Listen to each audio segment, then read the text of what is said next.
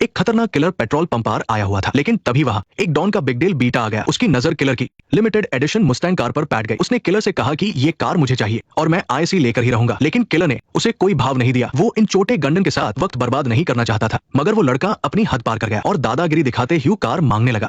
Killer तो पुराना खिलाड़ी था, उसने ऐसे कई नमूने देखे थे, इसलिए उसने उस लड़के को इग्नोर किया और अपने प्यारे कुत्ते के साथ वहां से निकल गया। लेकिन उसी रात जैब किलर सो रहा था, तभी कुत्ते के भौंकने से उसकी नींद खुल गई। वो नीचे गया तो किसी ने पीछे से उस पर हमला कर दिया। ये हमला करने वाला वही पेट्रोल पंप वाला लड़का था। किलर बुरी तरह घायल हो गया था और बस देखता रह गया। वो लोग उसकी कार की चाबी छीन ले गए और सबसे बुरा तो तब हुआ जब उन्होंने उसके प्यारे कुत्ते को भी बेरहमी से मार दिया। इसके बाद उन्होंने किलर को मारकर बेहोश कर दिया। होश आने पर किलर ने देखा कि उसका कुत्ता मर चुका है। उसका दिल टूट गया। वो कुत्ते को गौर में लेकर रात भर रोता रहा। ये कुत्ता उसकी मारी हुई पत्नी की आखिरी निशानी था, जो उसके जीने की एकमात्र वजह थी। अगले दिन सुबह उसने अपने कुत्ते को बैकयार्ड में दफनाया और फर्श पर फैला हुआ खून साफ करने लगा। पत्नी की यादें उसके दिमाग में घुलने लगी। इसी पाल उसके अंदर का शैतान जाग उठा। उसने फैसला किया कि वो अन गंडन को खत्म कर देगा। वो एक बड़ा हथौड़ा लेकर बेसमेंट में गया और फर्श को तोड़ने लगा। पूरी ताकत से फर्श तोड़ने के बाद उसने वहां से एक बॉक्स निकला। बारसन बाद उसके पुराने हथियार बाहर निकले थे। इस बॉक्स में तरह तरह की गन्स और गोलियां थी, साथ ही गोल्ड कॉइन्स भी थे जो अंडरवर्ल्ड में चलते हैं। इस आदमी का नाम जॉन विक है, जो किसी जमाने में टॉप का किलर हुआ करता था, लेकिन अपनी पत्नी के प्यार की खातिर उसने ये खूनी काम छोड़ दिया था और शांति से रहने लगा था। मगर शादी के कुछ ही वक्त बाद बीमारी से उसकी पत्नी की मौत हो गई। अब वो अकेला था और बस ये कुत्ता ही उसका सहारा था। पर अब वो सहारा भी चिन गया था। अब वो अपने गुस्से को रोक नहीं पा रहा था। जल्द ही दुश्मनों की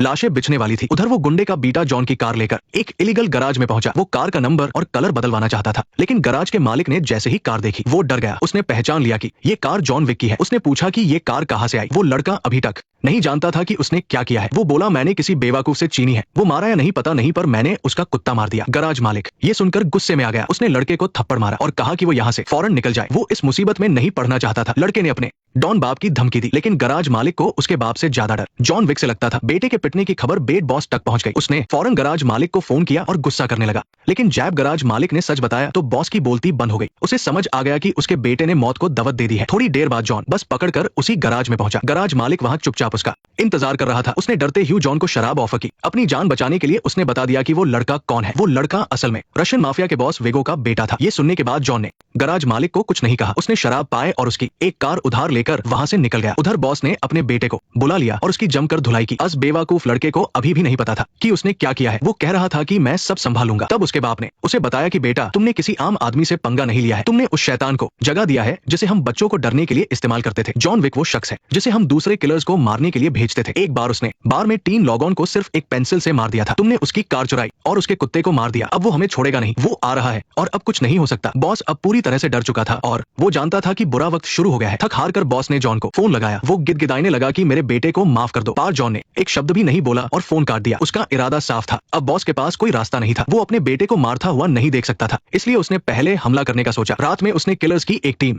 जॉन के घर भेजी, लेकिन जॉन पहले से ही तैयार बैठा था। जैसे ही दुश्मन घर में घुसे, जॉन ने अंधेरे का फायदा उठाकर हमला बोल दिया। अपनी जबरदस्त शूटिंग स्किल्स की वजह से जॉन ने कुछ ही देर में सारे किलर्स को ध्येय कर दिया। अब घर में लाशें ही लाशें थी। जॉन ने एक नंबर पर कॉल किया और खास सफाई करने वालों को बुला लिया। ये लॉग क्राइम सीन साफ करने में एक्सपर्ट था। उन्होंने आते ही अपना काम शुरू किया। लाशें और खून पलक झपकते ही साफ हो गया। सब कुछ पैक करके गाड़ी में डाल दिया। घर वैसा ही हो गया जैसे कुछ हुआ ही ना हो। काम खत्म होने पर जॉन ने उन्हें गोल्ड कॉइन्स दिए। ये कॉइन्स किलर्स की दुनिया की करेंसी है। इनसे हथियार, खुफिया जानकारी और होटल जैसी सुविधाएं मिलती है। जितने ज्यादा कॉइन्स उतनी ज्यादा पावर। उधर जैब बॉस को पता चला कि हमला फेल हो गया है, तो उसने प्लान भी शुरू किया। उसने ऐलान कर दिया कि जो भी जॉन को मारेगा $2 मिलियन मिलेंगे। यही नहीं, उसने जॉन के पुराने दोस्त मार्कस को भी बुलाया। मार्कस भी एक बड़ा किलर था। बॉस ने डबल पैसे डीन का ऑफर दिया ताकि वो इस काम में शामिल हो जाए। पर मार्कस ने हाँ नहीं कहा और बोला कि वो सोचकर बताएगा। वहीं दूसरी तरफ जॉन को पता चल गया था कि उसके सर पर इनाम है, इसलिए वो कॉन्टिनेंटल होटल पहुंच गया। ये होटल किलर्स के लिए एक सेफ जगह थी, क्योंकि कॉन्टिनेंटल होटल का एक सख्त नियम था। कोई भी किलर होटल के अंदर किसी को मार नहीं सकता। अगर किसी ने ये नियम तोड़ा तो होटल मैनेजमेंट खुद उसका शिकार करेगी। यहाँ पैसे देकर कोई भी क्रिमिनल आराम से रह सकता था और अंडरवर्ल्ड की खबरें ले सकता था।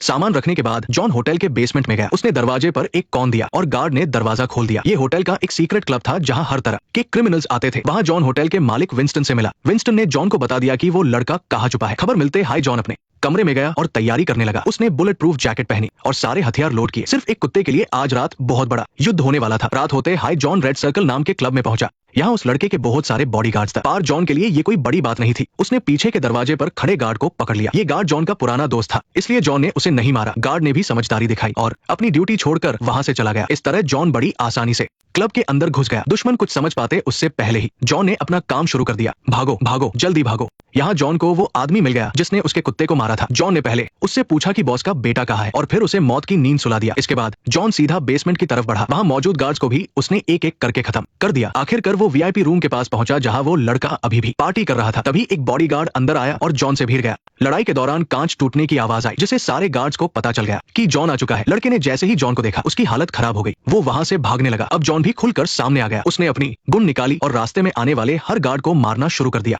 अपने आदमियों की कुर्बानी देकर वो लड़का किसी तरह ग्राउंड फ्लोर तक भाग गया। वहां गार्ड्स की पूरी फौज खादी थी लेकिन जॉन रुकने वाला नहीं था। नेक्स्ट पार्ट देखने के लिए वीडियो को लाइक करो।